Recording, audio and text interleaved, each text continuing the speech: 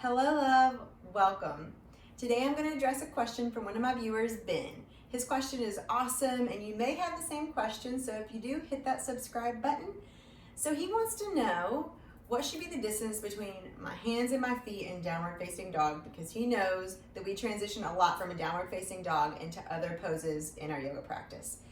So let's get started. We're going to do a short flow together in and out of a downward facing dog. But just know that your body is different from anyone else's body. So if you have to move your hands and your feet at times, that's completely fine, normal, acceptable.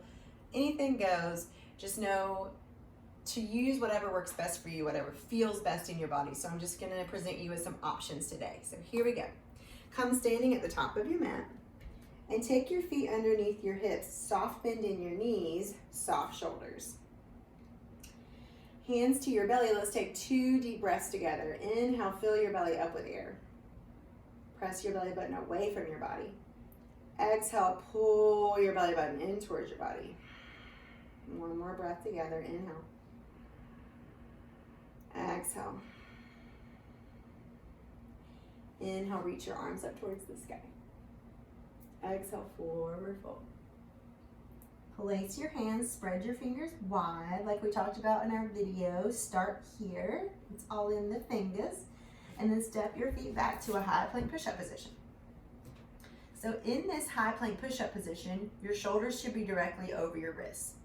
So that's kind of the determiner. From here, I do like to send my tailbone back to a downward facing dog. I like to bend my knees a lot. Just for starters today, let's do bend the knees.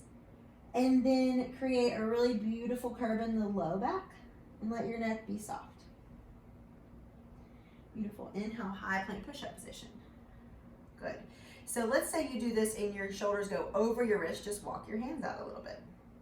Exhale, take your knees down to the earth. Lower everything all the way down. Inhale, small, easy cobra. Open up the shoulders. Ground through your knees. Press yourself back to a child's pose. A lot of teachers will teach from here. Let's take 1 deep breath here. Inhale, into your ribs, back body. Exhale. Press your hands, look forward, tuck your toes, and you can come straight from a child's pose into a downward facing dog.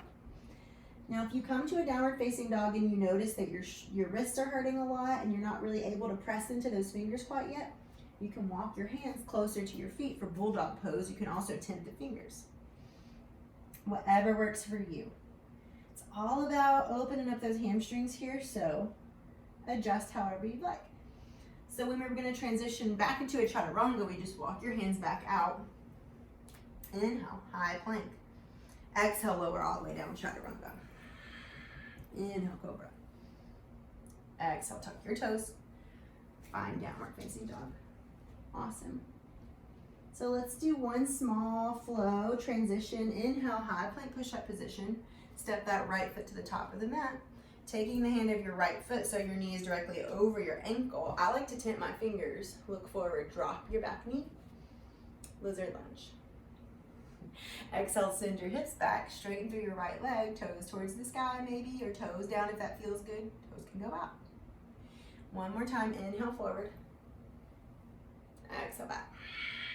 Keep your hips square to the top of the mat. Plant your hands beautifully. Tuck your back toe. Lift your hips. Hug your belly. Send that right foot back. Downward facing dog.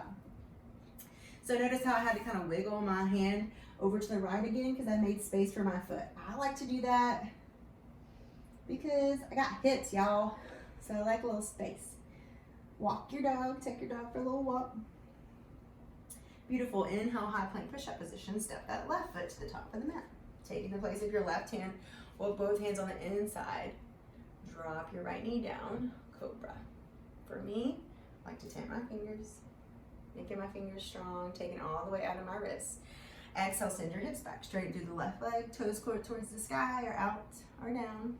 Play around with it, see what feels good for you today. And one more time, inhale, forward, lizard lunge.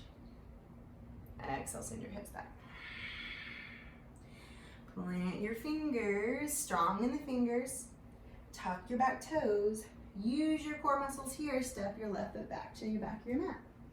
So for beginners or for a lot of people, it's really hard to transition from a downward facing dog to a lunge. So let's say you need to drop your knees down for tabletop from a downward facing dog. Do you see how my arms are too far forward? So I have to walk my hands underneath my shoulders for a tabletop pose.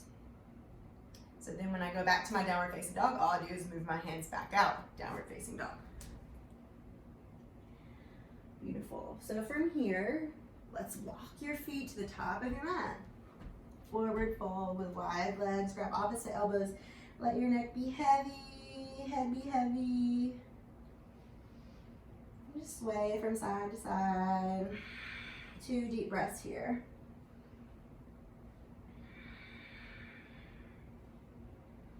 Beautiful. Then plant your hands. Awesome. And then send both feet back. High plank push-up position one more time.